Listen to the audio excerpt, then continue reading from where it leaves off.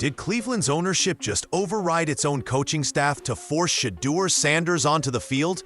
That's the question blowing up every Browns fan forum and sports show right now. It started with a single insider report. Tony Rizzo, one of the most respected voices in Cleveland sports, said Shedeur will play the last 4 games of the season no matter what. Not might, not if the team is out of contention. No matter what. That bold statement flipped the entire narrative. Because if Rizzo's right, this isn't just about football anymore.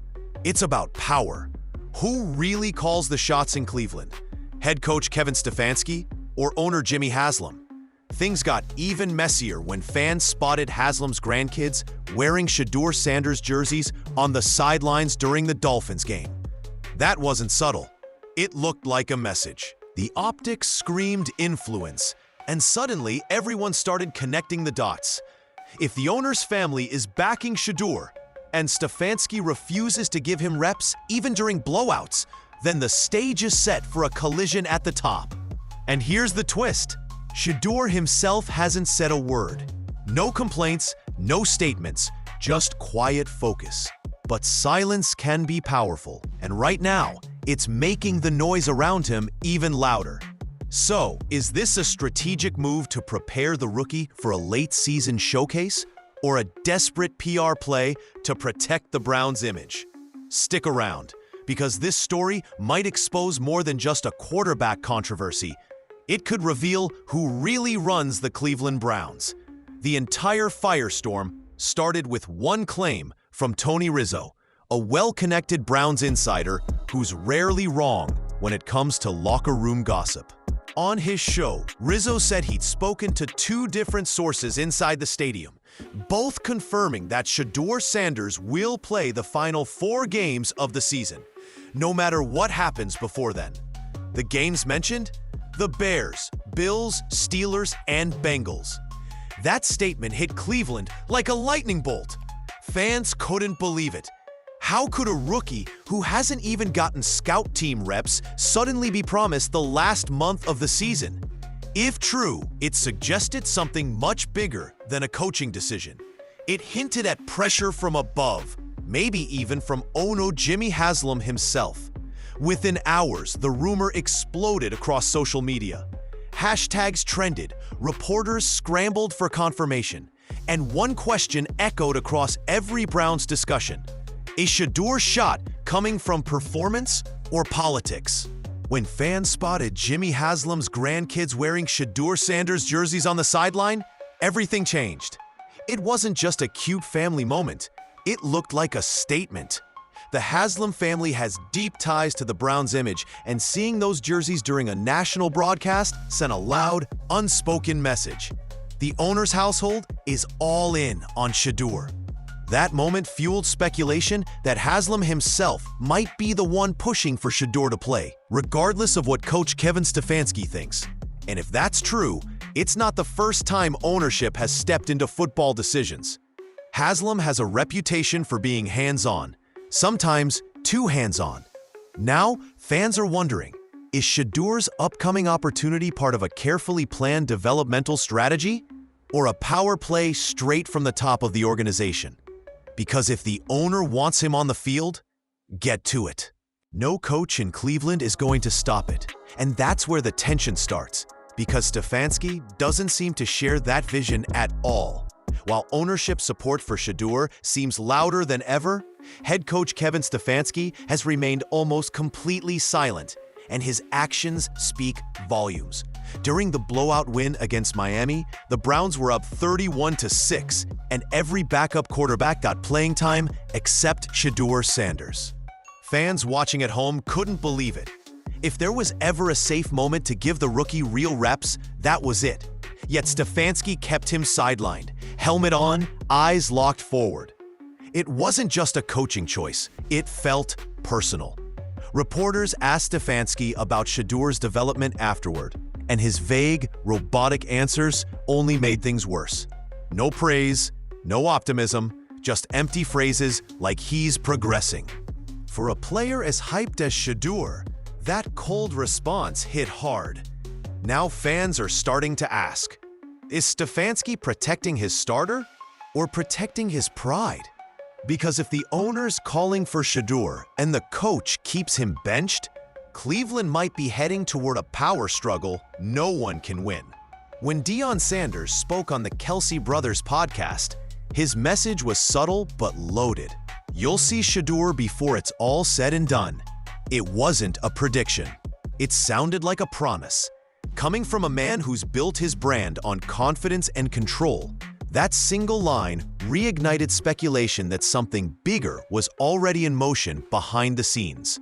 Rumors started swirling that Deion had spoken directly with Jimmy Haslam, urging the Browns to give his son the shot he deserves. No one has confirmed it, but in NFL circles, whispers like that rarely appear out of thin air. Fans are now connecting the dots. Deion's cryptic words, Haslam's family wearing Shedeur's jersey, and Tony Rizzo's no matter what report. If true, this could mean one thing. The Sanders family isn't waiting for permission anymore. And if the coach keeps resisting, Cleveland might be about to witness one of the most awkward power moves in team history. Inside the Browns facility, tension is thick enough to cut with a helmet. The quarterback room feels less like a team and more like a quiet standoff. Joe Flacco, the seasoned veteran, keeps his head down, doing his job, staying out of the noise. Dillon Gabriel, the eager backup, is fighting for his spot, knowing that any Shedeur snap means fewer reps for him. And then there's Shedeur Sanders, the rookie phenom stuck in limbo, waiting for someone, anyone, to hand him the football. Players feel the shift. Some whisper that it's only a matter of time before ownership steps in. Others just want stability before the season unravels. Nobody's saying it out loud, but everyone knows when the front office and the head coach aren't aligned, the locker room becomes collateral damage. What was once quiet competition has now turned into quiet resentment. And while the veterans play it safe, Shedeur's patience might be running out. And that could change everything. For Shedeur Sanders, this isn't just football. It's personal. He grew up in the spotlight, the son of Deion Sanders, raised on confidence, charisma, and competition. Every step of his career has been about proving he's more than just his last name. But now, in Cleveland, he's forced to do something he's never done before. Wait. No snaps, no spotlight, just endless patience while the team debates his worth. Imagine that. Watching your dream unfold just a few yards away, but never being called to step in. Cameras catch him standing on the sideline, helmet in hand, stone-faced, but that quiet says everything. Behind the calm exterior, there's frustration, hunger, and the unspoken truth that he deserves a real shot. Shedeur isn't chasing fame anymore. He's chasing fairness. And soon, that determination might be the very thing Cleveland can't ignore. According to Tony Rizzo's insider report, the Browns already have a plan. Shedeur Sanders will play the final 4 games of the season, no matter what.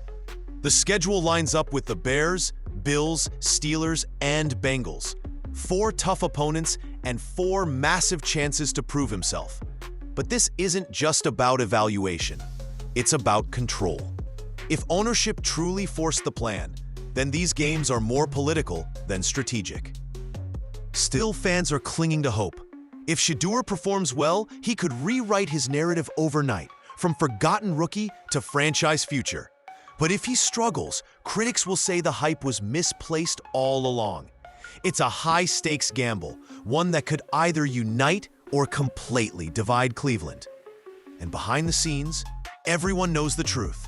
Once Shedeur steps on that field, there's no going back. Because 4 games might be all it takes to change everything. For him, for Stefanski, and for the Browns. Cleveland fans have seen drama before, but nothing quite like this. One half of the city is shouting, "Start Shedeur," convinced he's the missing piece that could rescue their season. The other half is skeptical, wondering if all this hype is just noise stirred up by ownership and social media. The tension has spilled beyond the stadium. From Reddit threads to Twitter spaces, everyone has an opinion. Meanwhile, the Browns front office is walking a tightrope. Play Shedeur too soon, and critics will call it desperation.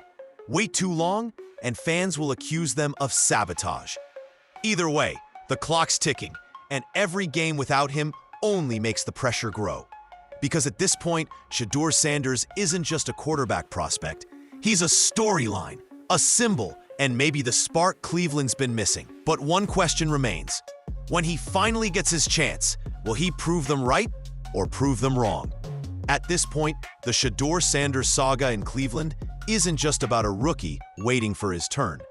It's about who really runs the Browns. Between ownership influence, coaching resistance, and a fan base demanding answers, the truth sits buried under layers of politics and pride. Maybe Tony Rizzo's report is right, ... and Shedeur will play those final 4 games no matter what. But even if he does, that won't erase the months of tension that got him here. Still, one thing feels certain. When Shedeur finally steps on that field, it won't just be a debut. It'll be a statement. Every throw, every drive, every decision will carry the weight of expectation, frustration, and redemption. Because in Cleveland, this isn't just another quarterback story. It's a battle for respect, and Shedeur Sanders might be the one to finally flip the script. If you believe he deserves that chance, hit the like button, because this story is far from over.